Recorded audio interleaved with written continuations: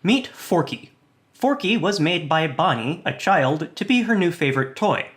Unfortunately, Forky lives in the Pixar universe where toys are sentient beings, and Forky doesn't like that. I don't belong here! Forky is the culmination of the Toy Story series' philosophical agenda. In the first Toy Story, Sid made abominations, like this hooker here, calling into question where one toy ends and the next toy begins. In the second Toy Story, Woody is restored to mint condition by a professional, almost erasing his identity as Andy's toy. In the third Toy Story, Buzz Lightyear has a switch flipped that not only changes his language to Spanish, but also changes his entire personality. The Toy Story series constantly asks, what does it mean to be? Forky threatens to confront the question head-on. Why am I alive? But we'll come back to that. For now, let me talk about Mr. Potato Head. Like Forky, Mr. Potato Head is a toy. Unlike Forky, Mr. Potato Head is designed to be configurable. This makes it more palatable when Mr. Potato Head pulls out his eyes and puts them around corners like a periscope, or survives being taken to pieces. He can even stick his limbs on foreign objects to make a temporary torso. This is reminiscent of Mr. Potato Head's humble history in real life. The original Mr. Potato Head was just a bag of body parts you put on a real potato. The plastic potato was introduced when people complained about rotting root tubers. I can imagine a child getting attached to a vegetable with eyes. Suddenly, the kid decides that this particular vegetable isn't for dinner anymore. It's a comfort toy, keeping them company. And, sort of gruesomely, their new companion decomposes in front of them. Mr. Potato Head becomes an old-timey leprosy victim before disintegrating into sludge. And that's only if Mom doesn't forcefully dispose of him first. I've heard some parents buy goldfish to acquaint their kids with the idea of death. Goldfish can be disposed with at least a little ceremony. But plants don't get that. Even when we carve a face into a jack-o'-lantern, we probably dispose of it conventionally, rather than host even a porcelain funeral. Jack would be lucky to be composted. Maybe when Mr. Potato Head rots, parents could plant him and grow more potatoes. But either the kid has to put faces on all of them, too, or the parents have to cook potatoes for dinner, and either would be a questionable way to teach kids about the birds and the bees, or mortality. A goldfish's death is simpler. But a plastic utensil's death might be simpler still. A plastic spork is designed to be disposable. I am not a toy. I was made for soup and then the trash. I don't know how Toy Story 4 will treat Forky, but real plastic sporks have their tines snapped if you play too harshly. The manufactured swiftness of Forky's lifespan would teach Bonnie about the impermanence of all things, whether personified or not, from toys to other people to the self. I think personification is the underlying philosophical basis for some concepts in Toy Story and a few other movies, whether their creators realize it or not. Let's take a look at The Brave Little Toaster, the Lego Movie, and, of all things, Sausage Party. Compare Sausage Party to Toy Story. You wouldn't be the first. In Toy Story, toys are alive, but claps in the sight of humans, even the child who loves them. In Sausage Party, all food and other objects are always alive, but humans only notice in drug-induced states of consciousness. But remember, we just talked about a kid who's so attached to his Mr. Potato Head that it rots in his, tentacles. In real life, food can elicit personification even without drugs. All it takes is some eyes. Sausage Party uses these personified foods to present a message about salvation regarding human religions in the real world. Sort of a counterpoint to VeggieTales' promotion of Christian themes.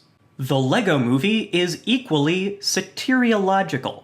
These story beats are essentially a Christ allegory. In the Lego Movie, the bad guy toy wants to restrain Legos to an instruction manual. Call it an Old Testament. The good guy toy sacrifices himself for the sake of others, and thereby leaves the conventional Lego world to view a comparatively ultimate human reality, where a young boy who plays with Legos struggles against his father who wants to glue them in place. It's obvious to the audience that the bad guy toy, Lord Business, is the boy's imagined version of his father. The good guy toy Emmett is an avatar of the boy himself. The conflict plays in the human world and the world of personified Legos simultaneously. Emmett and the boy suffer to restrain the wrath of Lord Business and the father, who adhere rigidly to outdated scripture. The Lego Movie is about the establishment of a new paradigm free from original sin. Lego characters are generic enough to support personification on the scale of the divine. In the sequel, even amorphous collections of Duplo can be singular personified entities. But it's not just toys and food which receive personalities from us. In The Brave Little Toaster, conventional objects like lamps and vacuum cleaners can speak to each other and embark on a quest to find their owner. The objects worship their owner, perhaps more so than the toys in Toy Story, which makes sense since their owner is their source of personification. Their owner ensouls them. Throughout the movie, reflections are used to demonstrate the interdependence of object and owner. Our perception of an object depends on its properties as much as an object's properties depends on our perception of them. Perhaps the bleakest scene in this movie for children shows junked cars singing while they're crushed. Many cars recall events from their relationship with their owners. My car isn't a sentient being as far as I know, but I do have memories with it, and I might be melancholic if my car were crushed. In The Brave Little Toaster, those feelings of loss are projected from our minds onto the cars themselves, letting them voice our concerns. These objects become idols, totems, receptacles for emotions we have difficulty processing on our own. And of course, these objects are empowered by their design. The people who design all these objects which inspire personification are themselves fueled by personification. But the good designers know it and work with it. It's not a coincidence that cars with one headlight were unpopular in favor of cars which had eyes. A designer might argue that cars' dual headlights are functional. Two headlights can illuminate the road better than one, and if one headlight breaks, there's a backup. But humans also have two eyes because two eyes work better than one, and in case one breaks. Do cars have two headlights for the same reason we have two eyes? Or do we have two eyes for the same reason cars have two headlights? Either way, it's easy to see why it's easy to see faces when we look at cars and many other objects. Humans are designed to see humans. We design our objects in our own image. Whenever we interact with any object, our mind builds a conceptual model of it, and our mind is hardwired to like those models to look like us. Consider your computer. We treat computers like humans most often when they're frustrating us. We swear at them like they can hear. Alternatively, when I export a video, my computer makes a humming noise, and I pat it in appreciation of its effort, like it's a good little dog. My conceptual model of my computer features personification even though I know it's silly. For even a mundane tool like Forky, we have a conceptual model. We know how a spork works. It's a lever with spikes on it. But the effort arm of that lever is your arm. How do you move your arm? I might move my tentacle instinctually, like if its tip is near an open flame, but more often I move my tentacle with intention, using a conceptual model of my body so ingrained it's easy to miss. Our bodies are the tools we use the most, and we personify them the most.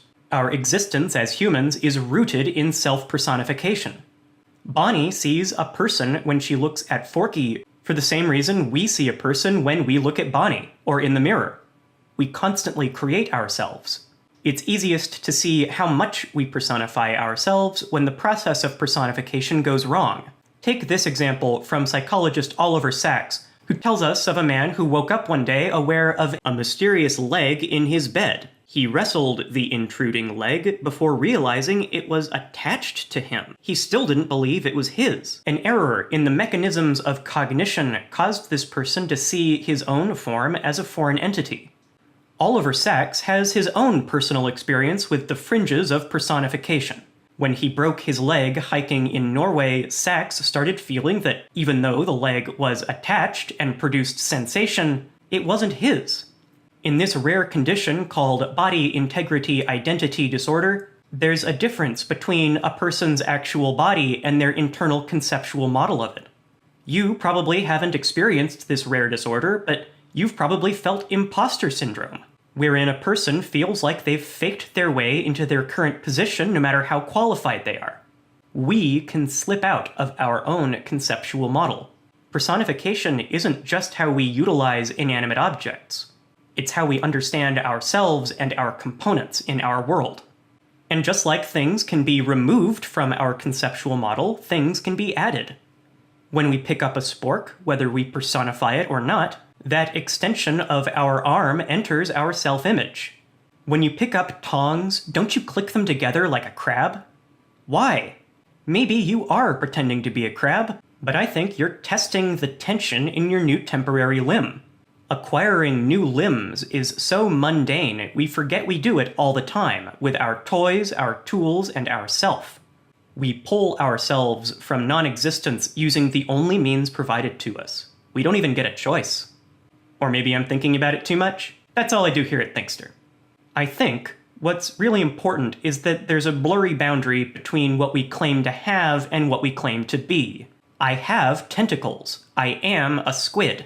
I have a nice list of topics for future videos, but if you've got any ideas, leave a comment with your suggestion. If you want me to take your suggestion really seriously, maybe consider supporting my Patreon? Bye-bye! Life is like a journey on a road that's within. Head says you should stay, but your heart says to begin. So you go.